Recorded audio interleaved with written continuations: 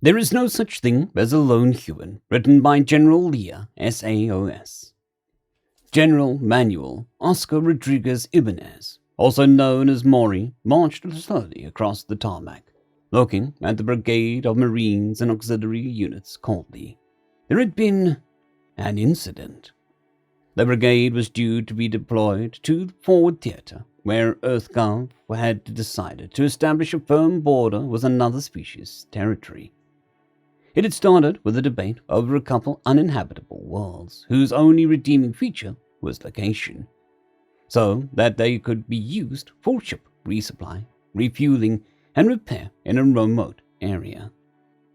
The operation had been in planning for 6 years, while Earth prepared.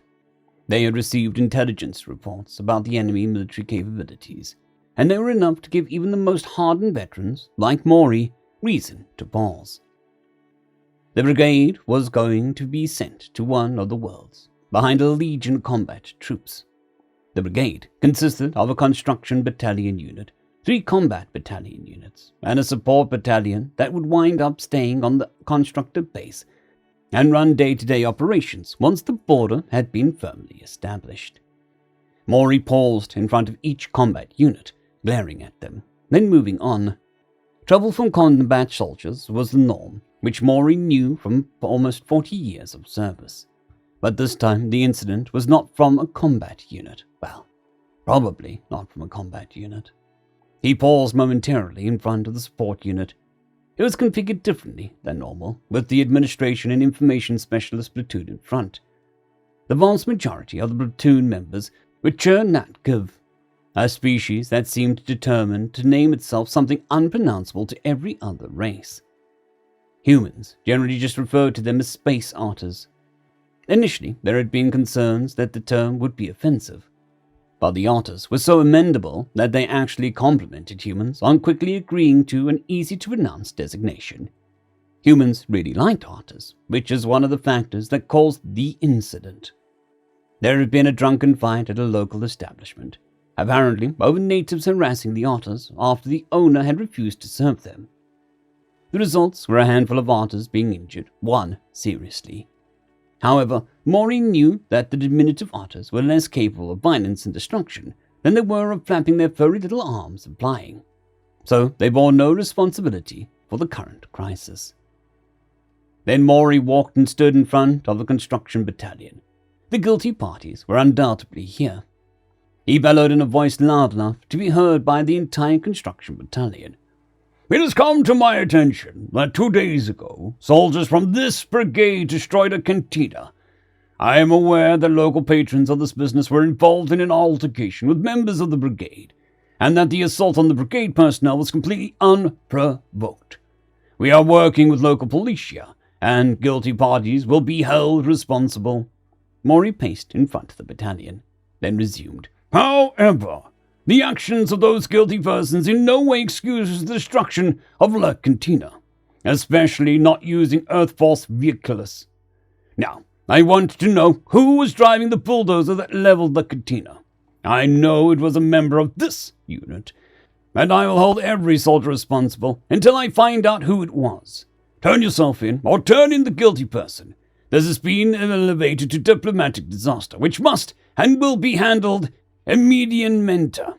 The soldiers from the construction unit looked at each other from the corners of their eyes.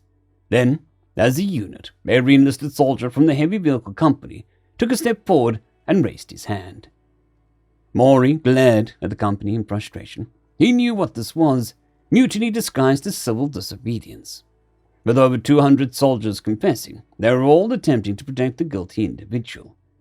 Maury saw the heavy vehicle company commander, a fairly fresh lieutenant, staring at his soldiers in horror. Maury knew the soldiers wouldn't give up the culprit easily, but applying pressure to the lieutenant might yield results. He went over and stood directly in front of the lieutenant, his own boots less than an inch from the lieutenant's. The young officer looked ready to faint. Although he stood over 15 centimeters taller than Maury, he was gangly and awkward, sometimes clumsy, and unfortunately baby-faced. Senior and mid-ranked enlisted mocked him regularly with comments like, "Does his mama know that he's an Earth Force? She did sign the permission slip, right? Maybe he's here to earn up scout badges." Tell the recruiters to wait until after they are party trained before signing them up. Hey kid, want to borrow my ID so you can go buy yourself a beer? But the worst part was the chopping of his name. From Lieutenant Sapolsky to Skippy. He knew that complaining about the hazing would lower his status in his troops' eyes, but wasn't sure how it could get much worse. Maury barked at him. These are your people, your responsibility. You should know who did this. Poor Skippy was visibly shaking. The public dressing down was bad enough, but Maury had a reputation for being the hardest, toughest grizzly bear of a Marine alive. He'd risen through the ranks not by political connections, but through field commissions and successful performances in impossible combat situations. Maury had even beaten a publicly televised court-martial that had elevated him to folk hero status. So, since these men are under you, which one is responsible? Skippy replied, voice trembling. None of them, sir. Maury squinted at him. None of these Bullados. Quite possible. Maybe none of them are responsible because you ordered someone to do it. How do I know that you didn't order one of them to do it? Skippy swallowed hard. Because I did it. Maury was taken aback. Repete eso? He leaned forward and practically screamed in Skippy's ear. Repete eso otra vez. Skippy flinched, straightened himself, then stared straight ahead and shouted, I drove the vehicle that destroyed the building, sir. He was so terrified that he bit his lip to not cry, and was very visibly trembling. A low murmur went through the company. Then Maury noticed that personnel in the other construction companies were starting to raise their hands and take a step forward, until every enlisted man and several officers had their hands up. This situation was getting out of control fast. He walked over to the company of otters and addressed them. They were practically pacifists compared to human roughnecks, so maybe he could make progress with them. This situation needs to be addressed quickly, as we are scheduled to leave in 12 days. If any of you can provide information about this incident, we can reduce the amount of diplomatic friction that this has caused. Earth Command knows none of you were responsible. We just need to resolve this situation. The otters looked at each other, a few quiet chirping. Then one otter raised his paw and stepped forward. Maury looked at him. See, you know something? The otter bobbed its head slightly, then spoke timidly. I operated the vehicle, General. Maury was stunned. This was not happening. It was impossible that this furry little clerk would ever have thought to do this. He pointed down to the otter's feet. Arrest, Lecco! Your feet couldn't even reach the pedals to drive it. Then another otter raised his hands and replied, I operated the pedals, since his feet couldn't reach, General. More otters started raising their hands, each one trying to claim a role in the incident. One said that he operated the gearshift, while another claimed to push buttons. They came up with more and more ridiculous claims, including a couple who claimed to have cleaned and fueled the vehicle so it could be used to destroy the bar. As the otters tried to claim responsibility, Marines in other battalions started raising their hands and taking a step forward. Maury groaned under his breath. Dios mia! He waved a hand, settling the otters down, then addressed the company.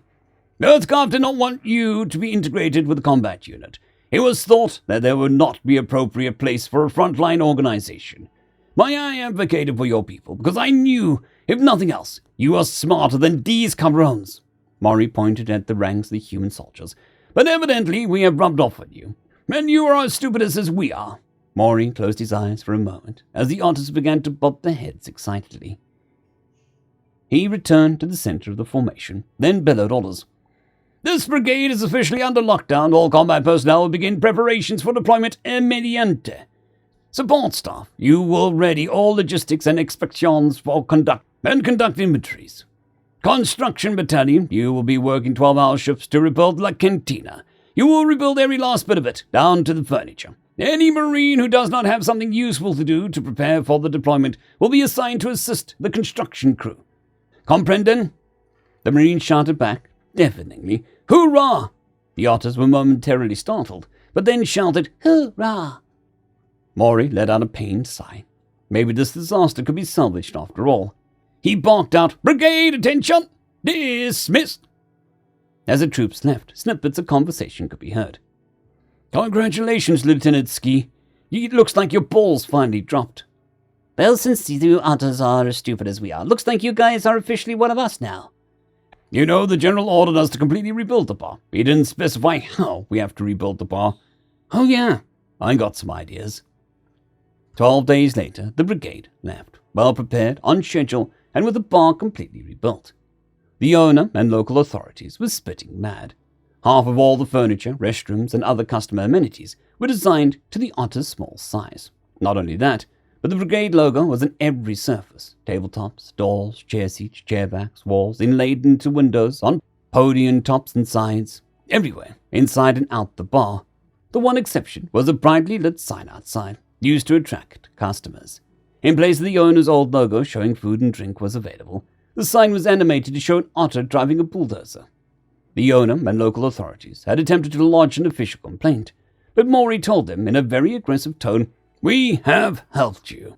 Obviously you refused to serve Earth-First personnel because you did not think that you had adequate facilities for them. We have solved this problem for you. Now you will never need to refuse service to any member of Earth Force regardless of species. You will also never have a problem with local peons because we have taught them an assault on one is an assault on all. Do not ever give me reason to come back and repeat myself." Many light years away, a human was laughing so hard he was choking. He stumbled through the corridors of the Denari ship Nogala until coming to his destination. Not only did he activate the visitor alert, but he actually performed the hostile act of knocking. His crewmate, Purg, a space otter, opened the door in alarm.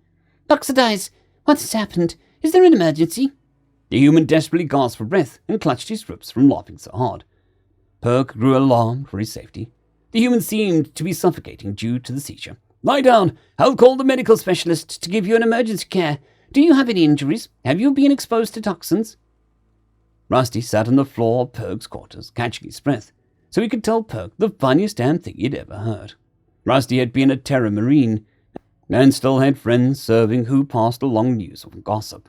It seemed his former commanding officer, who was formidable to say the least, wasn't slowing down with age. If anything, he seemed to be picking up speed. When he had been promoted to top brass, instead of sitting behind a comfortable desk and going to swanky parties with politicians and contractors, he still commanded frontline units instead. It seemed some political opponents, who were jealous that their ass-kissing didn't get them promoted over him, had arranged a hatchet job called Marshal. Of course, Rusty's old commanding officer came out of it unscathed, to go on to win other campaigns. The commanding officer had always been a character, but he was truly in rare form on the latest incident. It seemed that otters who were assigned to the Terra Marine unit, and amphibious special forces and underwater demolition experts due to swimming ability, had been ambushed by a pack of alien terrorists. The aliens had kidnapped the otters, then taken them to a local restaurant, where the owner agreed to hold them until terrorist demands were met. The CEO ordered a raid on the restaurant, where commandos successfully rescued the otters. The CEO ordered that the restaurant be completely destroyed, then rebuilt it as a new Earth Force command center with facilities that would accommodate humans and otters.